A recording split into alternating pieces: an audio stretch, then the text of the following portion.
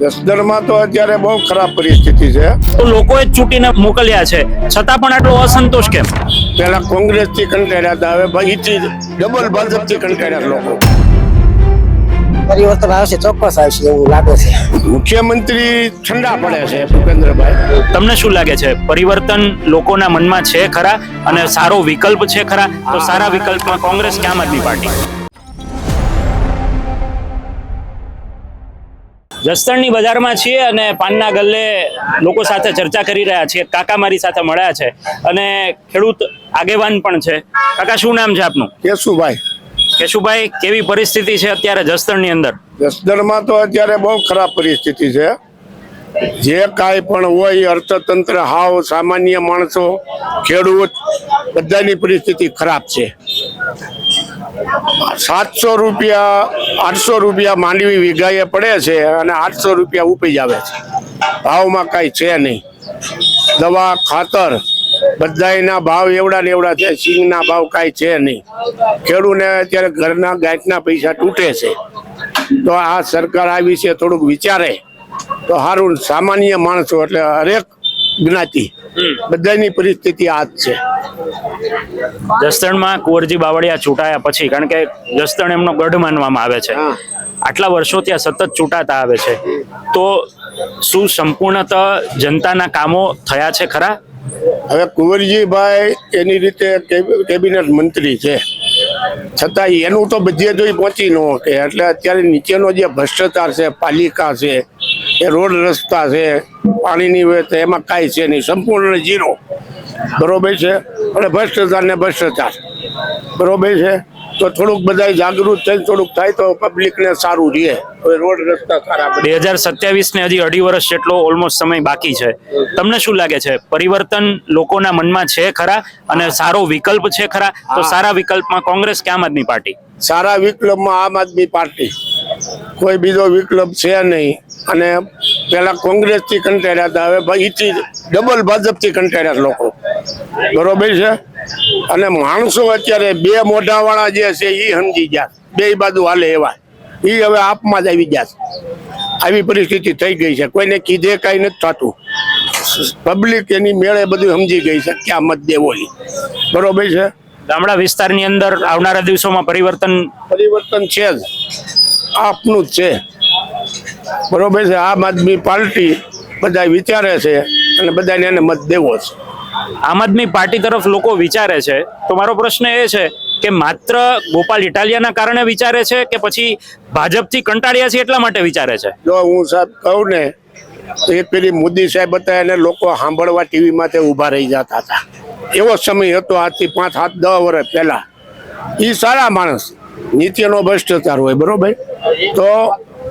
તો હું તમને એક વસ્તુ કહું કે ભાઈ ગોપાલભાઈ જે છે એની માટે લોકોએ વિશ્વાસ કર્યો અને બધું કર્યું. બરોબર છે. એટલે એનું હાલે છે ને બધા એને લોકોને એને સાંભળવા, જેમ મોદી સાહેબને આવતા હતા એમ ગોપાલભાઈને અત્યારે સાંભળવા એની સભા હોય તો માણસો વરસાદમાં છત્રી લઈને ઊભા રહી જાય છે એને સાંભળવા. આ બધા આના અત્યારે વાસ્તવિક અત્યારની પોઝિશન એ છે.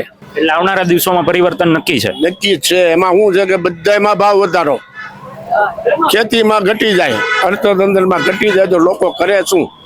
બોટાદમાં જે કડદાને લઈને આખી જે પ્રથા છે ને એને લઈને આંદોલન થયું, એ વિશે આપનું શું માનવું છે? કડદામાં તો એવું છે કે કડદા તો કેદુના હાલતા, આ તો કડદા શું છે એ હવે લોકોને ખબર પડી કે ભાઈ કપાસ લીધો, જીંદમાં ગયો, પછી એના કમિશન એજન્ટો હોય એ લોકો એમાં કન્ફર્મ કરે કે 100 રૂપિયા કાપી નાખો. તો લેતી વખતે ધ્યાન આપવું જોઈએ જે કમિશન એજન્ટ હોય એને, દુકાનવાળાને, ભાઈ માલ શું છે કેમ છે. એમાં ખેડૂતનો વાંક નથી. પછી કાપે 6 કિલોમીટર ઉપર લઈ જાય તો ભાડા ચડે. આ બધું થાય. દવાઓમાં ભાવ ઘટાડો નહીં. આ ખેતીવાડીની કે ડૉક્ટર હોય તો એ ગમે એ ભાવ લઈ લે, એની માટે કોઈ એક્શન નથી. એ હોય તો એને એક્શન જ્યાં લેવાના ત્યાં લેતા નથી. બીજા સામાન્ય માણસો જાજામાં જાજા ખેડૂત બધા ખેતી કરે છે, બધું બરાબર. એની અત્યારે બહુ પરિસ્થિતિ ખરાબ છે. નીચેના માણસોની ખરાબ છે. એને હિસાબે પબ્લિકે નક્કી કર્યું. કોઈ નેતા આવીને એમ કહે ને કે આનું આમ કરો આપેલી નથી થાય એમ. બરોબર છે. લોકોના હા, મગફળી જે સરકાર ખરીદે ખેડૂતની 70 મણ માનો કે લેવી છે એને, તો 70 મણ જે ખેડૂતની ખરીદી કરે, 1 મણ મગફળી પાછળ અંદાજિત ગવર્મેન્ટ 600 રૂપિયાનો ખર્ચો કરે, ખેડૂતને ફક્ત 200 રૂપિયા વધારે આપે. તો ખેડૂતની મગફળી ડાયરેક્ટ ગવર્મેન્ટ જોખી ડાયરેક્ટ એના બેનિફિટ એકાઉન્ટ એના એકાઉન્ટ હોય એમાં 200 રૂપિયા ભાવ ફેર નાખી દે તો સરકારના પર મણ 500 રૂપિયા બચે કે ન બચે? તો આ વિચાર કેમ કોઈને આવતો નથી? હું સમજુ છું ત્યાં સુધી તમે ભાવાંતર યોજનાની વાત કરો છો, જે તે સમયે લાગુ થઈ હતી. હા, ભાવાંતર યોજનામાં માનો કે માર્કેટમાં ખેડૂતે મગફળી 1000 રૂપિયામાં વેચી, ગવર્મેન્ટ 1400 માં ખરીદવા માંગે છે, તો એને 400 રૂપિયાનો ભાવ ફેર થતો હોય તો એના એકાઉન્ટમાં 70 મણનો કેમ નથી આપી શકતા એમ? તો ખોટા ખર્ચા પ્રતિ મણ 800 રૂપિયા 1000 રૂપિયા ચડાવે, એજન્સી રોકે, ગોડાઉન રાખે, ભ્રષ્ટાચાર કરે. જે તે એજન્સી હોય ખેડૂત પાસે પૈસા માંગે, લાવો 1000 રૂપિયા 2000 તો તમારી માંડવી હાલશે, નહીતર નહીં હાલે. તો સરકારને પણ ફાયદો, પ્રજાના પૈસા બચે. મુખ્યમંત્રીને તમે કેટલા સક્ષમ ગણો છો અત્યારની સરકારમાં? મુખ્યમંત્રી ઠંડા પડે છે ભૂપેન્દ્રભાઈ, સજ્જન માણસ. સજ્જન માણસ, એમાં કોઈ ઓલું નથી, પણ થોડાક ઠંડા પડે છે કે એનું હાલતું ન હોય, નીચે લગીને પહોંચી ન શકતા હોય, જે હોય તે માણસ સજ્જન છે, કોઈ બીજું ઓલું નથી. પણ હવે આ પોઝિશન થાય છે એ શું કરે, એટલે ઠંડા પડે ટૂંકમાં. ઢીલા પડે છે. ઢીલા પડે છે, એ પાકું છે. એટલે આ પ્રકારની આખી પરિસ્થિતિ છે તે સામે આવી છે. આપ કઈ બોલવા માંગો છો?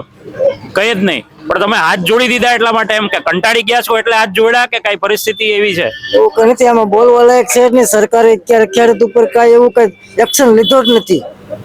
કોઈ પણ વસ્તુ ગમે ના તમે જુઓ, ખેડૂત છે કે બેરોજગારી છે, ગમે એ જગ્યામાં સરકાર એમાં જવાબદાર જ છે. બસ આમાં બીજું કઈ બોલવાનું આવતું નથી. પબ્લિક જાણે છે અત્યારે શું થાય છે. એમને કાકા, પબ્લિક જાણે જ છે. 30 વર્ષથી એક હતું શાસન આપ્યું છે, આ જ પ્રજાએ ચૂંટીને મોકલ્યા છે. એ કઈ દોડીને જાતે બેસી નથી ગયા, તો લોકોએ જ ચૂંટીને મોકલ્યા છે, છતાં પણ આટલો અસંતોષ કેમ? અસંતોષ તો હવે એ તો સરકારને જોવાનું છે. સરકારને જોવું, સરકાર પબ્લિકે સરકારને છૂટા છે તો સરકારને જોવું જોઈએ ને. પબ્લિકે એની પર ભરોસો મૂક્યો તો, પણ સરકારે એની પર વિશ્વાસઘાત કર્યો છે. પૂરેપૂરું કામ આપતી નથી સરકાર. બસ એ જ છે, બીજું કઈ કેવું? તો આવનારા દિવસોમાં લાગે છે કે હવેની જે ચૂંટણીઓ, તાલુકા પંચાયત, જિલ્લા પંચાયત અને પછી વિધાનસભા આવશે, એની અંદર કોઈ પરિવર્તન આવે? પરિવર્તન આવશે, ચોક્કસ આવશે એવું લાગે છે. પરિવર્તન આવશે જ આ વખતે, કારણ કે ખેડૂતોનો મુદ્દો છે, બેરોજગારીનો મુદ્દો છે, એમાં બધી થોડુંક કેવરાવે છે, એટલે 100% પરિવર્તન આવશે. 100% પરિવર્તન આવશે, આ પ્રકારની વાત સામે આવી રહી છે. જસદણના લોકોના પ્રતિભાવો છે. તમે સમજી શકતા હશો કે કેવી વાસ્તવિક પરિસ્થિતિ છે. એક તરફ સરકાર વિકાસ સપ્તાહ ઉજવી રહી છે અને પ્રધાનમંત્રી નરેન્દ્ર મોદી જે ગુજરાતથી મુખ્યમંત્રી બન્યા તેના 24 વર્ષ પૂર્ણ થયા અને 25મું વર્ષ ચાલી રહ્યું છે, એટલા માટે આખા રાજ્યની અંદર વિકાસ સપ્તાહ ઉજવાઈ રહ્યો છે. પરંતુ છેવાડાનો માણસ એ શું ભોગવી રહ્યો છે તે આ વિડીયોની અંદર તમને વ્યતીત થઈ જતું હશે, અને એટલા માટે જ વધુ કશું કહેવાનું બનતું નથી. લોકો ખૂબ સમજુ છે, મતદાર છે, અને ફરીથી અંતમાં વાત એટલી જ કહેવાની આવે છે કે આપણે 250 ગ્રામ ભજીયાની પ્લેટની અંદર જો મત આપણો વેડફી દેતા હોય તો વિચારવાનો સમય એ નાગરિક તરીકે બધાનો છે. જેટલા લોકોએ પ્રતિભાવ આપ્યો એ બધા જ લોકોએ ચૂંટીને મોકલેલા નેતાઓ છે. નેતાઓ જાતે પોતે દોડીને બેસી નથી ગયા કે સત્તા પર ચૂંટાઈને બેસી નથી ગયા, લોકોના મતથી ચૂંટાયા છે, બહુમતીથી ચૂંટાયા છે. ત્યારે એનો જવાબ એવો પણ છે કે જનતા એ નાગરિક ધર્મ નિભાવવાની જરૂર આવી બની છે. ખેર, ફરીથી મળીશું નવી વાત અને નવા મુદ્દા સાથે. ત્યાં સુધી આપ જોડાયેલા રહો સત્યાત મંથન સાથે. અત્યારે બસ આટલું જ, મને આપશો રજા. નમસ્કાર. સત્યાત મંથનની યુટ્યુબ ચેનલ સબસ્ક્રાઇબ કરવાનું અને બેલ આઇકોન પ્રેસ કરવાનું, સાથે જ સત્યાત મંથનનું ફેસબુક પેજ લાઇક અને ફોલો કરવાનું અને ઇન્સ્ટાગ્રામ પેજ સાથે જોડાવાનું પણ આપ ચૂકશો નહીં. અત્યારે બસ આટલું જ, મને આપશો રજા. આપ જોડાયેલા રહો સત્યાત મંથન સાથે. નમસ્કાર.